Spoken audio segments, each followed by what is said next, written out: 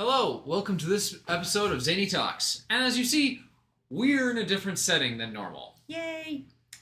We have our lovely guest, Patty, which is the owner of Deja Bleu, which you all know we have been recording for the last how many episodes? 3, I think. 6. This What? would be episode 6. Yeah. Yes. What the heck? Where have I been? You've been And running not- the shop. Yes. I suppose I have And been. grinding coffee in the background Right, as right. heard in some episodes. Yeah. But we are proud to give some news. Patty, would you like to tell them? Yeah, we've got right in-house at Deja Bleu a adorable, cute, functional podcast studio. And these two wonderful young gentlemen will be using the space recording their podcast, as I will as well. So we'll see what happens. Yeah. We'll make sure to provide a link for Patty's new podcast that she's putting on down in the description if you want to check it out. Please do so and help support Deja Bleu here. Yes. And Zany Talks. This podcast setup has two ways you can set. The way we have it, as you can see, Main Street, Broadway here of it, or you can flip it around to a nice fireplace / TV if you want to show anything on it, like we have on Spotify and YouTube. We have a video version, as you see. Yeah. So it's a very versatile space, easily turned around, so we can have different backdrops if we want. Have a screen in there if we need as well. It's a very versatile space and lovely atmosphere provided by Deja Bleu here. Yes. So in future videos, we hopefully will not have to upload everything to Discord, and we can just flip it around. So if we ever need to look up products like we did last video, We can just pop it we on can screen pop and it up show on you the guys. screen and you can look on the video. That would be fun. Yeah. Yes. Hopefully Excellent. we can use it in the near future. Maybe Yeah. for the next episode. Fingers But- crossed here. Is there any small talk other than what we just went over? Everything's been busy. I'm always busy. You are always busy. It's nothing new with you. No. So nothing's changed on my end. Anything with you, Patty, that's new? No, well, let's see. Other than the obvious here. Other Yes. than this, I think that's it. Busy. Every day, 7 days a week. I'm here at the shop. Mm-hmm. Making the best coffee in town. Absolutely. Where's my boyfriend at? AKA my husband, just so everyone's clear. He's probably, I don't know, he's He's back there somewhere in somewhere. here. Yeah. And Yeah. he's hiding behind the camera somewhere. Right. He's hiding. But yeah, nothing much has happened as of late. My watch came in. That was kind of fun. Yes, it was kind of fun and kind of scary. I Scary don't how? with my heartbeat. Right? Man has a low heart rate. I have a very yes. high heart rate. So I don't know if my heart rate's just low or if my watch is just not recording it right. It has been sitting at high 40s, low 50s, and my lowest so far has been 39, which is kind of concerning. Do you feel faint? Do No, you have a headache? I feel completely You fine. feel normal. Yes, Just like I feel normal. My average is around 100. yes, that's the scary part, Thomas. Mine is half of yours. Yeah. Mine's always been high. Though it does say the average is like, as I look at it. I did ask him if he was a runner. I was a And he was. distance runner, so it might make sense because I was built for more of endurance. It says the average, at least for resting, is 61 to 76, so I'm not that low under average. And I still hit the 60s, 70s mark occasionally. And for reference, my average, 95. Well, that's also 94 same for with the Eric. year. What Eric, meds are you he's on? like in the You on hundreds. any medications for Yeah. heart? That's it. I'm on nothing. I used, Keep it that way. Yeah. I was on something once, but no, I'm not. Can I ask for what? ADHD, and then I just stopped taking it. Cold turkey? Yeah, pretty much. Side effects? No, Withdrawals? no, I was like in 6th, 5th grade when I did it too. Yeah. And Not you even, no, like in the 3rd. I mean, I wasn't in like a high age group. I just like stopped taking it one day, and life went on. Nothing Did changed. your parents notice? Yeah, because I stopped taking my medication. Oh, no. Well, they weren't concerned about it either. My mom was actually very happy that I got off of it because Yeah. that means it's cheaper then because you don't have to spend money on medication. And I just didn't need the medication. I figured it out all by myself. Yeah. And still, I have trouble focusing on different projects around the house. Like, I'll switch from one to another and half completing it. And I'm getting better at that, of finishing projects and whatnot. Yeah. I mean, I stopped my thyroid medication cold turkey. Oh my gosh. I was experiencing overdose symptoms. What symptoms? Mostly high heart rate, and for that one, it was high heart rate, and I really just didn't feel like myself. My average now is around the hundreds for moving around and active. Mm-hmm. Before it was around 120, 130. Oh no, that's too fast. Stopped it. It dropped down to 100. I'm good with that. Have you gotten your... That's the thing is, I'm active at my workplace, and I'm still hitting around 60s, 70s area. Did you get your TSH checked? Thyroid level? Yeah. Blood work?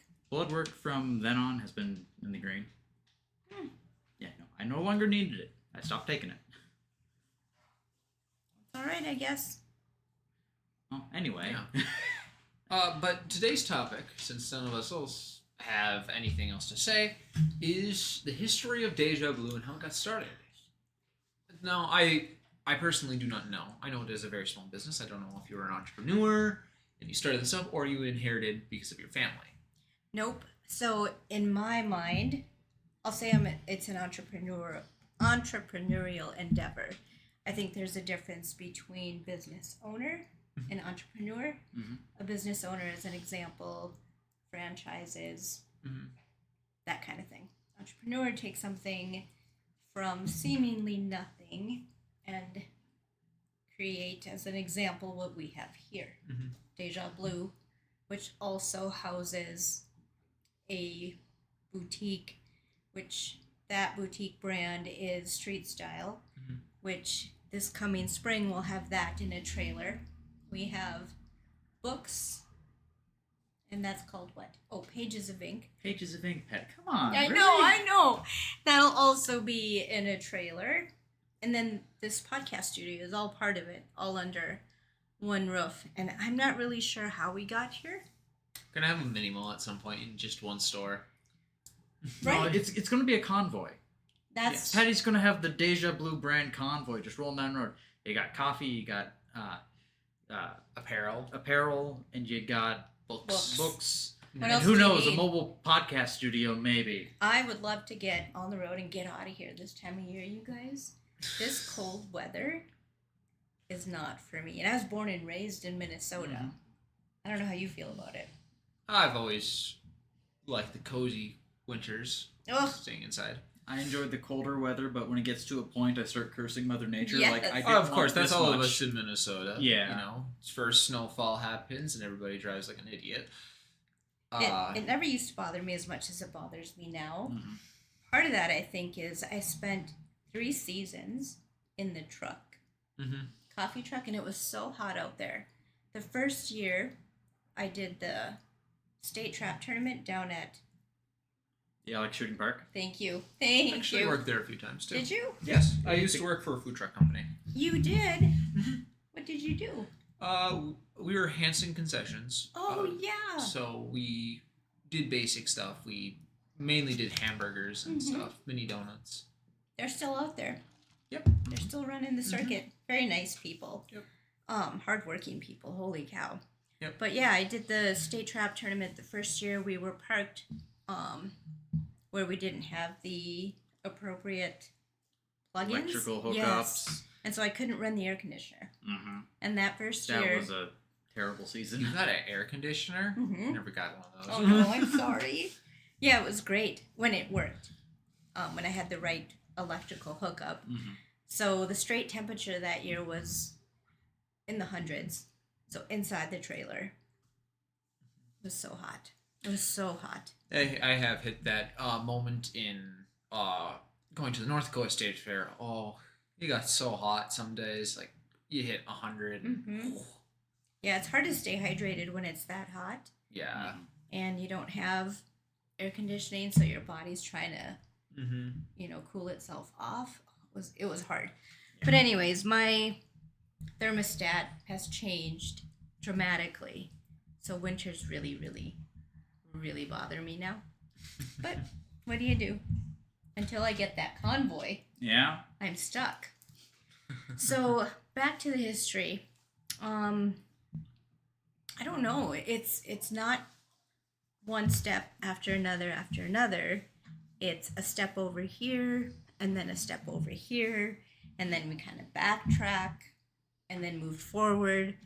How it really got going was when Angelica, and you both know her, when she was about 12, she shared that she wanted to be a model.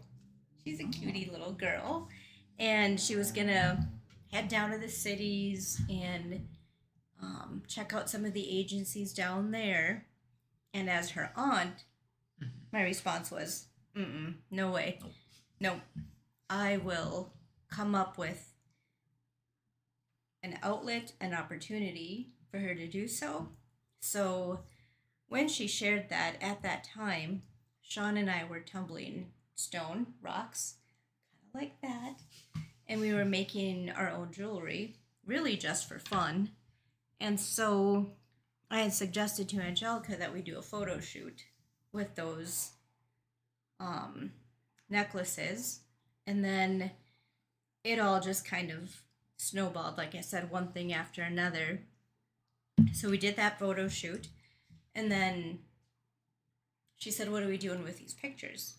You've taken them and I've modeled for you." I said, "Well, let's create a Facebook page." And Ann Manning then is the Facebook page we created, and that's my middle name and Sean's middle name. So fast forward about 5 years, hundreds and hundreds of photo shoots with not only her, but we ended up working with approximately 500 girls from the Quad State area and put on 14 runway shows. Wow. Yeah, in order to give her that experience. Simultaneously, while that's happening and we're doing all these runway shows, we're building the boutique. And while that's happening, I'm still working full-time. Sean, of course, is working full-time. And he just happens to take up roasting. Coffee roasting. Yes. Yep. He was curious about it. And I think it was maybe 13, 14 years ago, my work had taken me to Montana, Bozeman, Montana. And while that's happening, we've got a small little office space here in town where we've got clothing. And in that building, they had a big upstairs room that overlooks a lake, and it's here in town. And we had talked about, wouldn't it be cool if we could have the boutique and a coffee shop in here? And so he loves coffee. He was curious about coffee, started roasting. And so right away, almost from the beginning, the conversation included coffee somehow. Sorry, guys, I see him in the background. You want to come in and say hi, Sean? You must. Come on. Well, I was looking for my glasses. Oh, no. We busted him. I'm so sorry. Hey, everyone. So, you need to back up more into the frame here. This is the man himself. Yes, he master Hey, everyone. roaster. Sean, sorry to put you on the spot. Yeah. He was looking for his glasses. I and heard he somebody gets... say coffees. Yeah, Yeah. We he's like a summoned him. hound dog.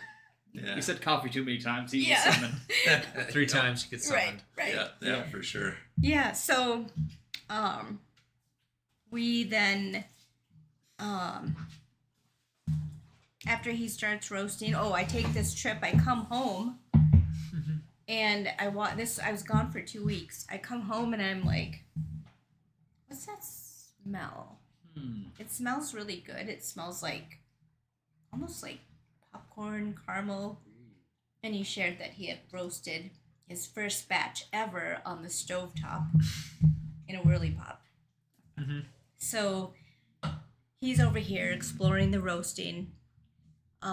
That's a whole conversation of the different roasters, the different coffee, perfecting his technique, traveling the country, attending different trainings for him to perfect that technique. And then I'm over here growing the boutique. And I had a friend who had a business on Broadway on this 500 block. And she had told me, this was 2 years into all the runway shows. Sean was already roasting, and she told me that she had a friend that owned a business, and it was in this location. And that friend was looking to bring in vendors, basically. And she said, maybe you want to bring your clothing in there.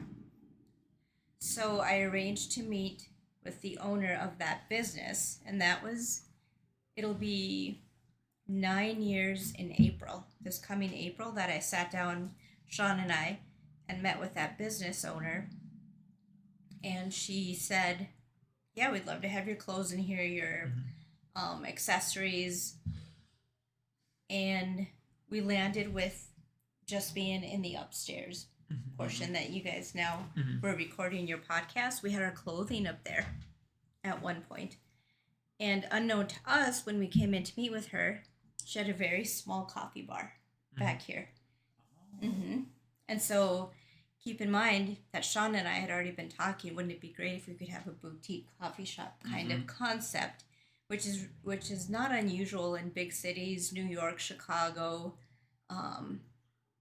Paris, Milan. We've done our research, and that's not an unusual concept to have a boutique coffee shop combo. So we met with that lady. Sean asked the question, by the way, who's roasting your coffee for your coffee bar? And all she said was, he's not local. I would like to find someone local. Oh, door open. Yes, major door open. And Sean said, well, I roast coffee.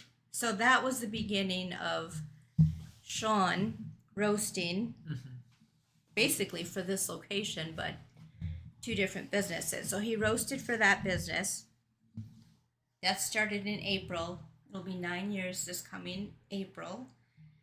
And April, May, June, July, August of that same year that we moved in upstairs, she called me at work, had a direct line, and she said, I need you to get here at lunch. There's something I need to talk to you about. And she said, when we got here, she said, I'm moving. I'm leaving. I bought a building across the street. Are you interested in taking over the whole space? Oh. Yeah, that was a big gulp moment. Like I said, I was still working full-time. Sean's working full-time. That then meant it changed everything. So we said yes. I don't even know why we said yes. When you think back and you look at it, I had no employees. I had no knowledge of what a latte was, a breve, an Americano. I was clueless. But I've known you for long enough, Patty. You will take a challenge head on and somehow get through it on top. you know, it was a challenge, but you just kind of feel a strong, I don't know what the word is, maybe a just, Pull? Urge, a feeling. what'd you say? Pull. Yes, a pull to do it, which in looking back at the journey, I can translate that into, we've been called to do this.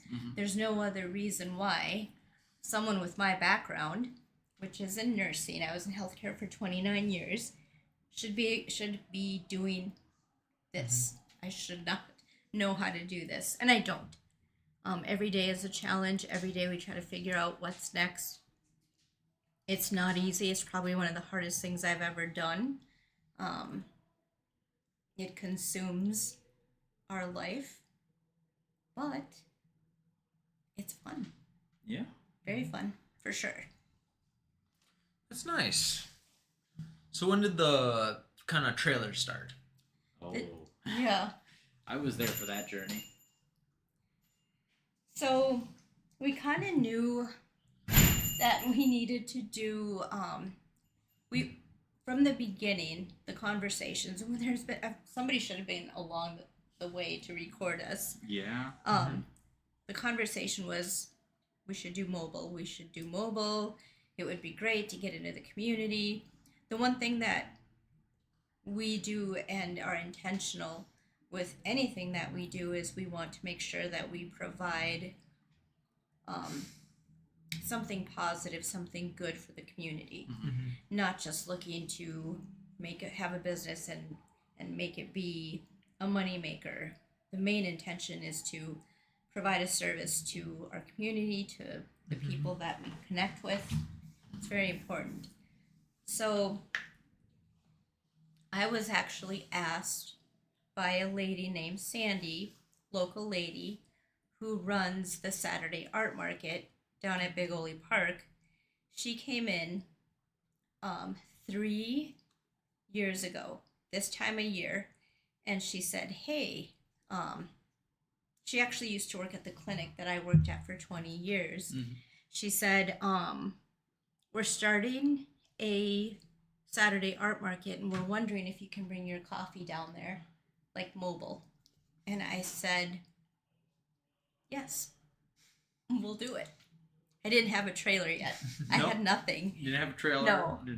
I went home and told Sean, by the way, Sandy came in, and I explained how I knew her and had met her through Downtown Merchants Association, and she was with the Art Guild, and they're starting this art market, and they want us to bring coffee down there.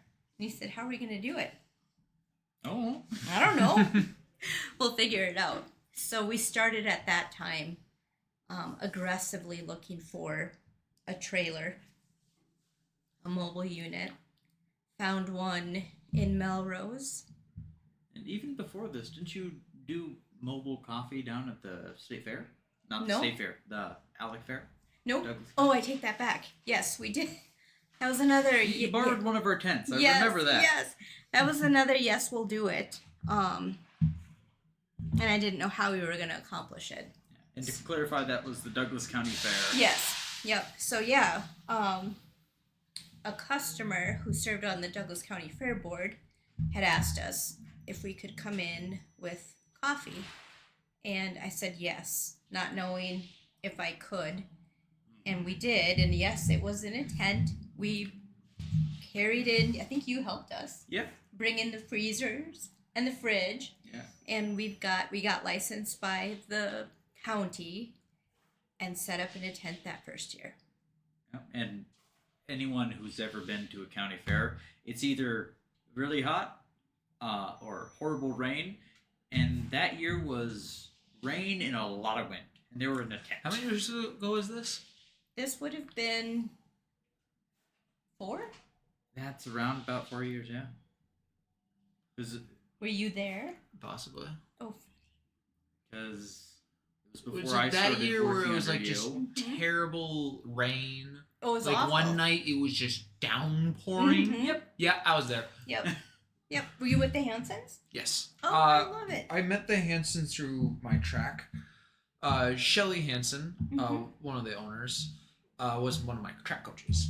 That does not surprise me. Yep. So, And my mom was the head track coach, so we had a very good relationship. Plus, members of the track team would help with sometimes going out there and helping do some of the county fair things. So yeah, I got to know him quite well, and I went to go work for him a few years. do you know her brother? Tall individual. Yes, I believe. His first name's Doug. I think I met Doug before. I think he's like, I don't know, 6'4". I'm not sure. I played volleyball against him. That was so I've met some much. some side of her husband Paul's family, Mhm. but I don't know if I met much of Shelly's. Yeah, Can't remember right now. she must be anyways. pretty athletic then. Yeah, she 'Cause was. he is. Her brother is super athletic. Well, she does work in a food truck, Mhm. which involves a lot of moving around Mhm. things sometimes because, as you know, you gotta, Oh my Maybe not gosh. as much as the Hansons do, but you know, one weekend to the next, it's go go go. It is. Yeah, that was the lady we briefly met at the state fair, right? Correct. So the Hansons own Wally and a Stick at the state fair. I never go work. I never have went to go work in that stand, mainly because college hit at that time, usually, or I was doing sports and cross country and stuff like that, so I wasn't able to help out. But yeah, they do own that stand. It's in the food building if you ever want to check it out. It's really nice. Nice, delicious walleye on a stick. Did you Interesting. say walleye? Yes. Yes. Walleye on a stick. It is is what really called. good. I bet it's good. Yep. So for a few summers, I want to say 2 summers I worked for them in a row, and then I always would do little gigs for them too and help out before then, and even after then I have helped out with them a little bit. Thomas, I didn't know I had a helper sitting next to me. Yeah, no, you just gotta convince him and find free time, and then Right. yeah, Yeah, he knows his way around A food truck pretty food good. truck. Yeah. Yes, I have worked every single position in pretty much a food truck. Except for a burger fryer. I've been by the deep fryer. North Dakota State Fair, I ran one of the trucks for them. I cooked a lot of fries. Have you ever worked in a food truck where you have a space to turn around and that's about it? Yeah. Very fun. Oh my gosh, That Thomas. was the cheese curd stand at North Dakota State Fair. I was in the poutine stand. In the what? Poutine. You ever heard of poutine? No. It's like drenched fries and Yes, gravy poutine cheese. is French fries covered with melted cheese curds and gravy. It is pretty good. Yes, it is really good. The drunks love it. Oh my god, that's so funny. Were you with us, speaking of drunks and the space to turn around like this much? At Joetown Rocks? The first year, yes. Yes. That was crazy. So Thomas is with us in this little trailer with like literally this much space to Yep. move in. Turn around, do the thing, go do the next thing. It was chaotic, but it was a blast. It was very chaotic. There's 6 of us in Especially the when trailer. Patty leans out the window. I got an order for. Because you mentioned drunks. And at this concert, there was consumption of alcohol. People would order their food, and you'd never see them again. And I'd hang out the pickup window and taco in a bag. Taco bag for Joe. Hello. So, yes, I've experienced that a lot, especially loud. You have to very project with your Yes, voice. As we were talking before this, I did work at the Minnesota Trap Shoot here, state trap shoot for high schools at the place here in Alexandria, and it gets busy, especially the last days where the groups get bigger and bigger. I believe it's bigger and bigger the last days. It is super busy. Yes, I think it's small schools and then goes up to bigger. It does do that, but it's mostly because it's last days and announcements and type stuff for that. Yeah, so obviously being there, lunch rush, gotta yell out, make sure vocally you pronounce people's name. They just yell out the order and people usually come grab and people get lost. It can be very chaotic. Yes, it can. Well, let me ask you guys this. Would you ever entertain owning a food truck yourselves?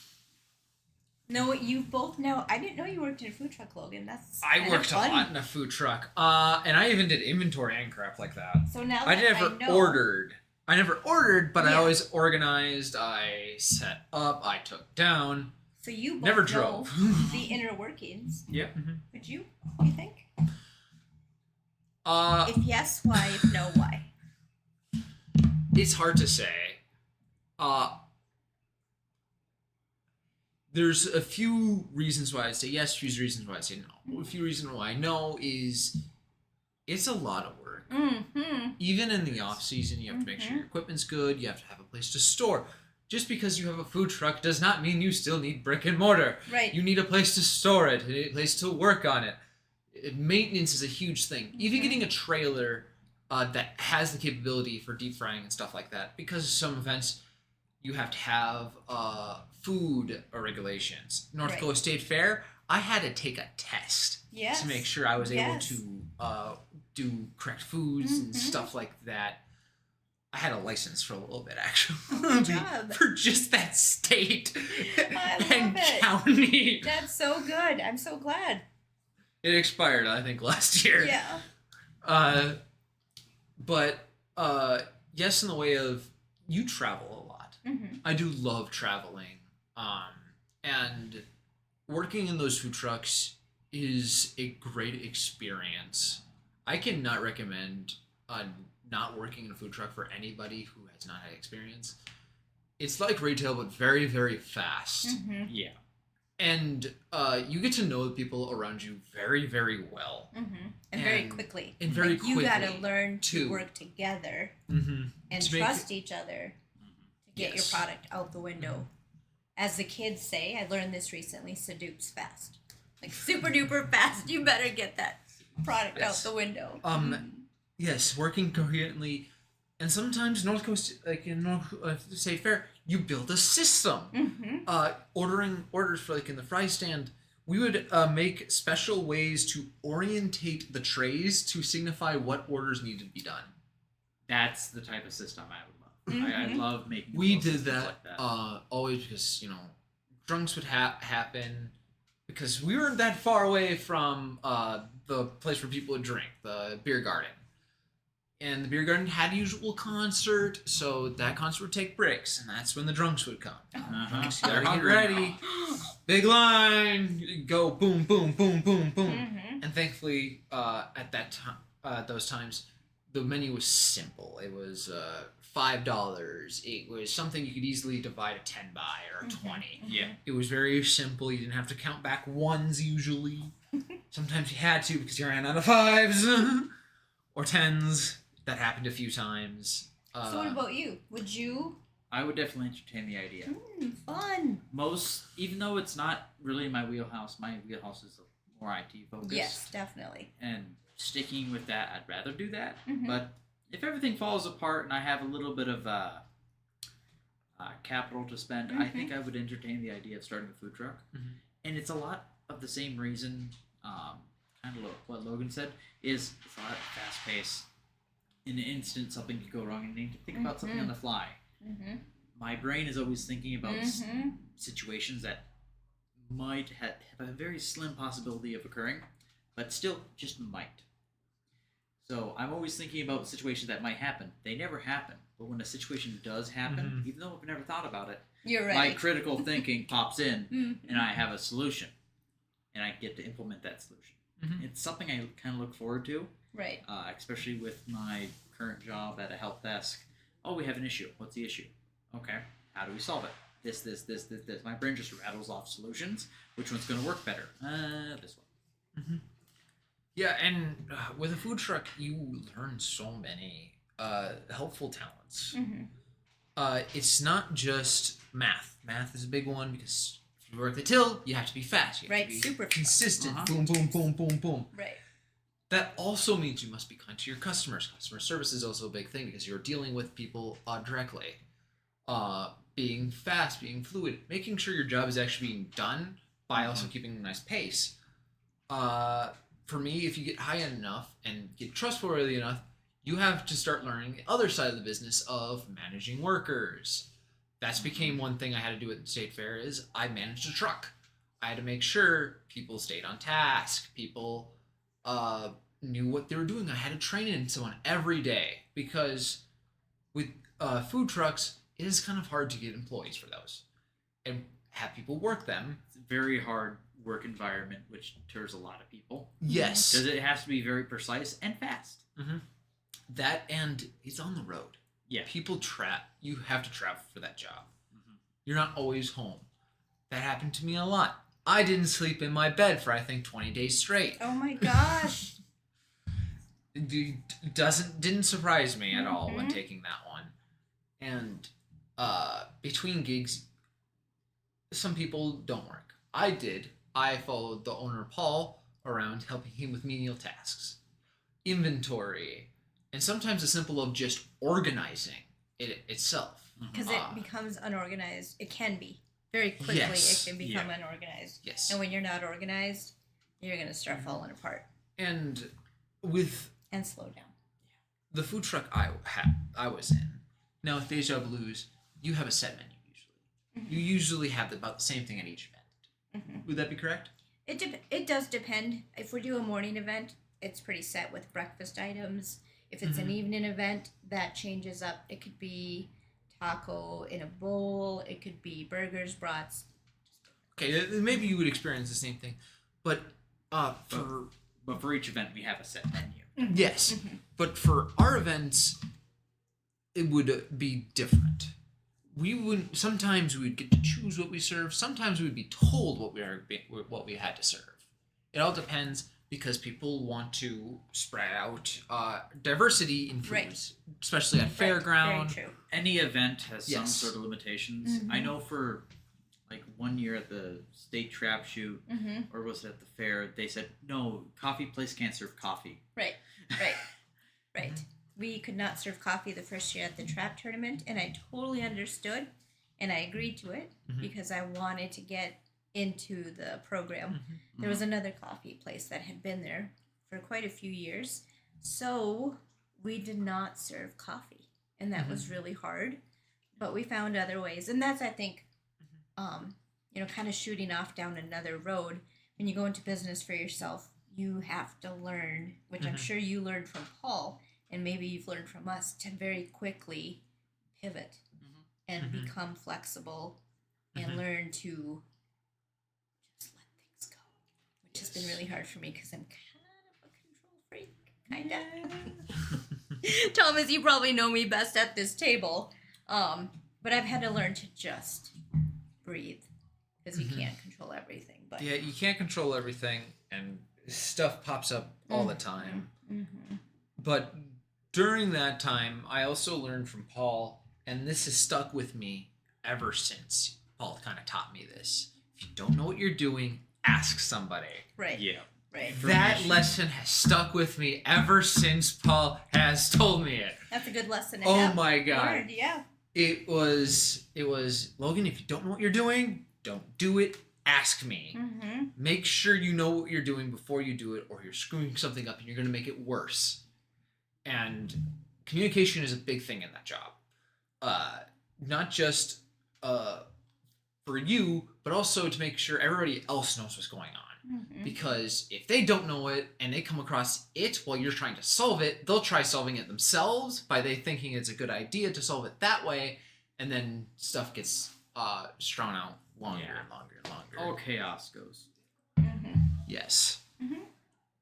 Yeah, I always will cherish that I got to work with Paul and Shelley, because I think it's the best job I ever took. Oh, I love that. That's so good. Yes. Yeah. And I've worked multiple other jobs too. Like I used to work for a lawn caring company, which was about the same yet different. For that, that was my first actual job where I got like a pay stub and stuff like that. Not saying I didn't work for farmers and stuff. I actually worked for Paul and Shelley a little bit before then and during that job too, when stuff got dry and then we couldn't lawn mow. But that job was different because it was a lot laid back, if depending on the weather. Time out. Did you just crack your neck over here on my left side? Yes, I did. Okay, that was a big crack. Sorry. I can crack my neck anytime. No. I'm not gonna do it though. Now you want me It to. was And getting a I little want bit to do stiff. it. It just had. Yeah, I heard that. Okay. Sorry, I had to. You made me tempt to do it. Oh no.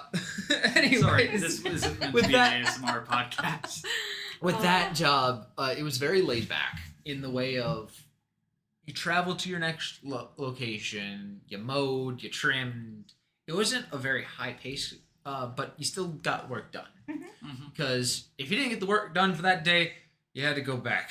Oh, or you had no. to start mowing at night, depending on locations. Yeah. I mowed a lot of cemeteries. You never think. Did you ever experience anything odd in a cemetery? No. No. Okay. But See a ghost? No never ghost saw a stories ghost. from Logan. No Darn. ghost story from Logan. Darn. But It is very interesting to see how people take on burials and graves, because I saw a lot of interesting graves. What was the most interesting, would you say? I've seen a lot of tall graves Oh. and memorial ones. Those were pretty cool. I've seen a few benches. Those were always interesting. There's a few. I can't remember a lot of graves, but you always saw an interesting grave, especially one that seemed unique. It wasn't just a headstone. It always had something else on it. Okay, so I'm going to ask the question because we're somehow went down a windy your rabbit road. holes are the best thing. Yes. Yes. Of graves and cemeteries. What's your thought on how you want to be buried? Have you given it thought? No, that's not a thought I've ever had. Interesting. You? No. Well, apparently it's just me at the age of 55. I've given it much consideration, and I do not want to be in a coffin. I want to be cremated. There's it's out an there. interesting one for you. There is, I believe this is scientific. I can't remember, but you can put your body in a capsule and put a seed by it. Oh, and you'll can become grow a tree. Yeah. Oh, that would be fun. I always thought that'd be a cool way to be. I would do that. It's either that or throw me in ashes somewhere. How old are you? I'm By 20. the way, you're I just 20. turned 20 last month. I'm just 21. Just last November. So much life ahead of you. I'm guys. about the youngest in the friend group. Are you? Yes. Other than Scotty's Scotty? younger than me. I don't think I've met Not Scotty. by a lot. He's going to school in what, Morris? Yes. Don't question me and ask about this. I don't I'm talk one to of the Scotty newer too ones often, about. okay? The reason why everybody is else in ZTL now, or the main ZTL server, not the community one. So there is two servers. There's community one and then the main We don't need members. to tell them that. Oh, They now know though. oh, Logan. We'll get about that one later when we get the story about ZTL. Anyways, back to the graves. Back to the grave. Wait, how did this conversation start? I don't know. I think we were talking about Deja Blue, Oh, yeah, and then we now talked I'm about up. jobs. Yes, we talked about jobs and experiences Oh, about the them. food truck. That's what let us down. Yes, Yeah. and my experience in jobs. Mm-hmm. I think we need to get back on script here. Yeah, we can forget about the graves. But in that job, it was You know what, though? That's a good topic. for you have later. a certain amount of work to be done. There is a quota to hit, you can say. Mm-hmm. And sometimes during a rainy season, you had to mow lawn twice so you keep the correct distance and people's lawns look It's nice. raining out, guys. The lawn grows back in 2 days. You see, if it rained, we didn't work that day. I know, but the next day it's going to grow taller. That doesn't say if it was sprinkling out, we may have still went out going. It depends on if the wheels of the lawnmower started ripping up the grass and stuff like that. Logan, would you consider yourself a workaholic? No. Why? Why? Because I know when to stop. Would you? Yes. Yeah. I have too many projects. The thing is, I don't dedicate everything to one project. Mm-hmm. I dedicate most of my effort towards my main project, Mm-hmm. and then I have side projects taking up my free time, and then I realize I have no free time. Your side projects are your free time. Exactly, and I enjoy my side projects a little bit more than I enjoy my main project. No, whenever I work, I make sure I have a certain goal in mind. And when I finish that goal, then I know I can be done for that day, or I have finished. So I have worked overtime before because at my job, I had a point that I wanted to get to personally. Mm-hmm. There's a point that a part of the machine I was working on needed to be done, and it was very important. So I have stayed at my job till 7 in the afternoon and worked until that long just to get a project done, Mm-hmm. so I didn't have to come in on the weekends. So I tell you what, the food truck Mm-hmm. has definitely opened my eyes to work. I considered myself a workaholic. For example, when I worked in the hospital. Did you just say she is? That's Ever hilarious. since I met her. Yeah. You never know what true work is until you work a 15-hour shift. Well, my longest shift with the food truck, and I say shift, it was, of course, self-imposed, but it was 21 hours straight because, like you were saying earlier, things fell apart. There was no plan for what fell apart, and if we were going to show the next day, and there's so much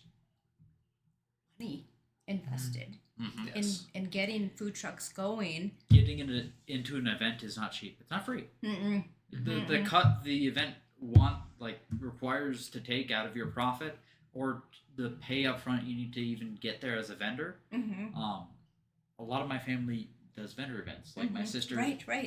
does At vendor the events county for fair, for example. yeah, Mm-hmm. and it's not cheap. No. Some years we wonder, is it going to be worth it this year? Right.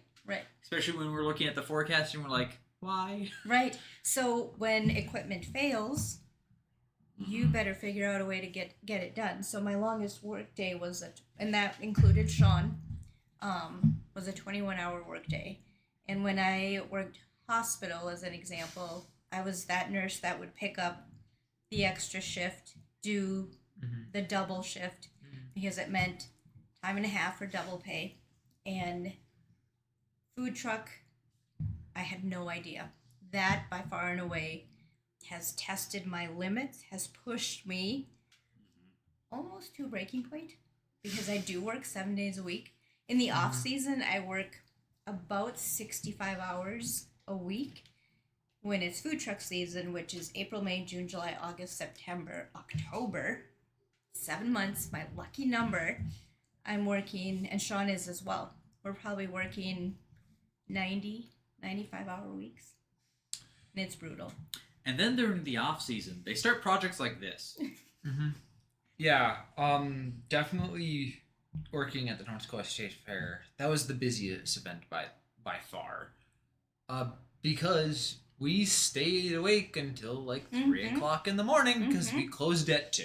Right, do you remember when we did Joetown Rocks? Yeah. And we were, what did we get, like 3-4 hours of sleep? We went back to my brother's house. We all crashed really quick. Yeah, that was actually one of the most restful nights I've had in a while. I love Mostly it. because I'm like, okay, I'm fatigued. Mm-hmm. Okay, I have a safe place here, and I know what I'm doing in the morning. So it's lights out, rest. I'm awake, back to it. Right. And that's why I think I'm a workaholic. Oh, funny. Yeah. I can commit to things, and I can get them done. Mm-hmm. But every once in a while, I just want to switch gears and be like, time to put effort to this now. That's Yeah. the one thing I have learned about you in working with you.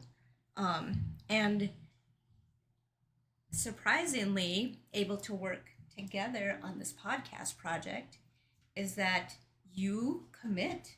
Like, you're going to get it done. Doesn't matter the who, the what, the how, the when. You figure things out. I'm going to get towards my end goal in my head. It depends on what the end goal is. I will get there. Yes.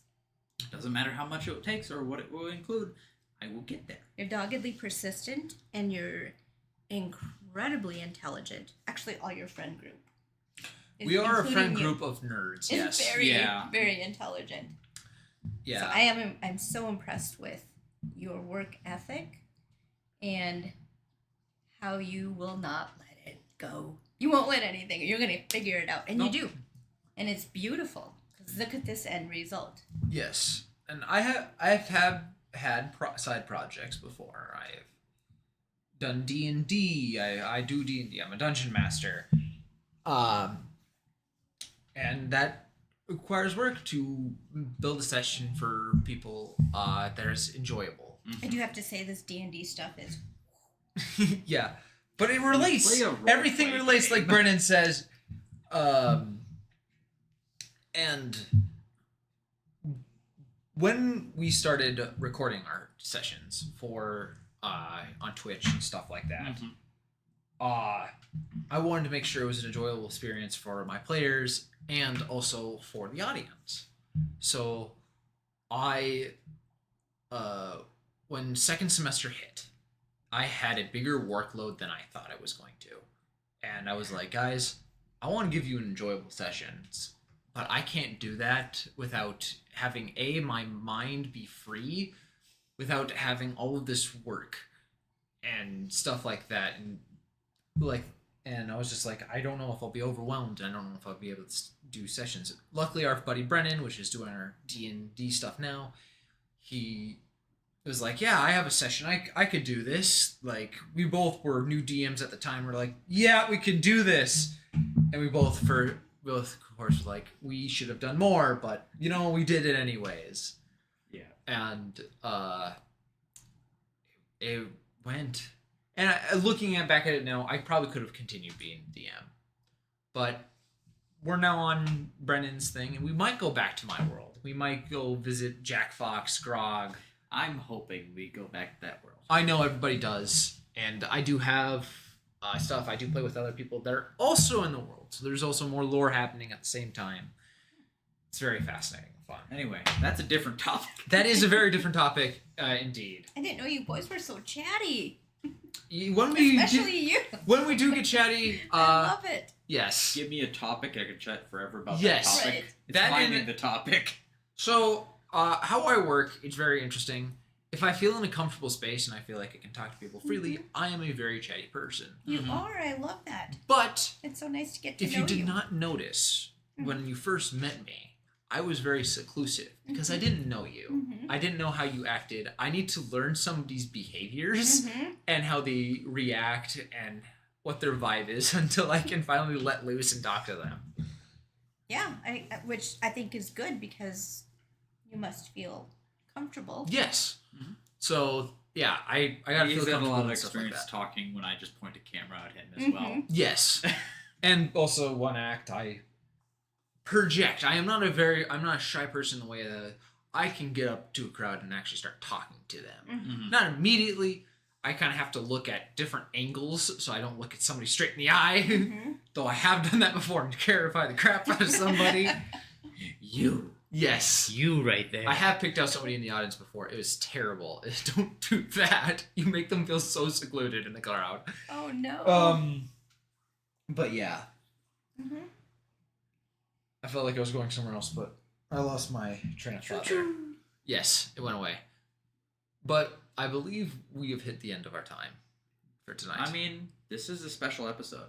this is a very special episode. Do we want to continue Patty's story and find out where That Deja is Bleu true. Yes. blossomed? Where do we got go? Off track here. We got off track, and we talked about some very fun things. We did talk about, and I'm, it's all a process, and I enjoy getting to know you guys. Yeah. So yeah, it was fun to hear you talk. Yeah, and of course you've shared stories with us, like how Deja Bleu is now growing even more. It's became more than the simple coffee boutique you've wanted. Mhm. You now have a slight bookstore inside your Mhm. shop. Uh-huh. You're adding trailers onto this convoy that I keep hearing more about. I need drivers, by the way. That one happened to me too. I almost became a driver for a parade one night. Oh, for yes, you, and yes, you I walked did, in at the perfect actually. time. Yeah, But then Thomas filled for me. I show up randomly and he help. did show up randomly. It was great. We had all 3 trailers recently in a Halloween parade that Viking Land Community some outreach. They put on this Halloween parade. 3 trailers. Shop is open. It's a lot to balance. I don't know how we do it sometimes, other than everything, all the credit, I have to say, without fail, goes to the creator of the universe, because I am not capable. I am not capable, but he makes me able. So, we asked you to Yes. drive, because, like I said, we've got the shop open, we're decorating the trailers for Halloween, and myself and Miles, who also does a podcast out of Deja Bleu, which will now be... Oh, we didn't ever say the name Yeah, of our what is the name of the studio. studio we're in, Patty? So, it's on one of these. You can't see it, but in our window we've got 3 round logos. One is for the boutique, one is for the bookstore side of things, and the middle one, which we'll reveal on our Instagram, it's Street Side Studio 7 is the name of the podcast studio. Mhm. Obviously, Street Side, there's a street behind us. Mm-hmm. There is another studio. In doing my research, there's another Street Side studio. So to differentiate and not infringe on that original, it's somewhere in this country. I don't know. I can't remember where. Who knows? New York, maybe. So we differentiated Street Side Studio by adding 7. the number 7. Yeah. Mhm. So you heard it here first, folks, or you're hearing it now. We are in Streetside Studio 7, located at Deja Bleu, just off Broadway. Yes. Come check it out. And you locals can probably figure out where we're at just from the street behind from us. Yep. As people walk by. Right. Yeah. So, what were we talking about? Wrapping it up, or Well, we could always do a part 2 in the future. we could We do a part could. 2. I think we should, because we need to talk about. Listen to me. We need to talk about. There's so much more we have to talk about regarding Deja Bleu and the history that it was founded with. I mean, we got the first beginning, and I don't think I ever heard that first part about how you first got started. Really? Yeah, my journey with you started when my dad started fixing up that Yes. old espresso machine. Yes. And then I would There's come another genius right there too. Where does Thomas get all the brains? His dad. Yeah, he's smarter than me. Yes. Highly intelligent Yeah. man. Greg is his name. I recently just jumped into the story. When we started doing D&D here, I believe, or next door. Right. Yep. Right. At Computer Specialist. Those Yes, guys in are their great basement. next door. we film in their basement. It's very fun. Yeah, I recently just jumped in. Did not know anything about this place, to be honest. I knew there was a store next to Computer Specialist because I've been in there before because I bought a few things from there. Never been over here. And then figuring out that Thomas knows you and everybody knows each other. It's crazy and it's a small world. It is. We're all connected, and it's actually quite fun. I've enjoyed, like I said, getting to know you, and I feel like there is truly a master orchestrator putting all of this together. Yeah. 'Cause when I mean, you and I it's could a have symphony, our own, and we're Yes. just connecting the dots Yes. here. You and I could have a conversation about, your dad knowing Sean, and here's little Thomas in the background. Well, what's Even- going on here? Yes, yes. Like you helped build the frame in the trailer. The stand to hold Yeah. the. Yep. I needed a project for high school welding. What am I gonna do? So he welded a frame for our espresso machine to sit on. So it is very interesting how And it's still holding to this day. it is. It's actually quite sturdy. It's the How we all sturdiest come one. together, how we all, find each other and build a community. And that's so important. Yeah. But we'll have to wrap it up here. This was Danny Talks, and it might not be next episode where we have her on again, but it will be a future one. Yeah, we'll be sure to have Patty back on here, and be sure to check out our podcast. Do we have a name for that yet? Yes, the name of our podcast is Grounds for Discussion. That's good. Isn't that That's great? really good, yeah. We're kind of pulling all the elements together, and coffee, of course, coffee grounds for discussion. That's how I came up with it. I love that name. So you heard it here first. We will have a link down below to Grounds for Discussion, to Deja Bleu. Come check them out. They're great.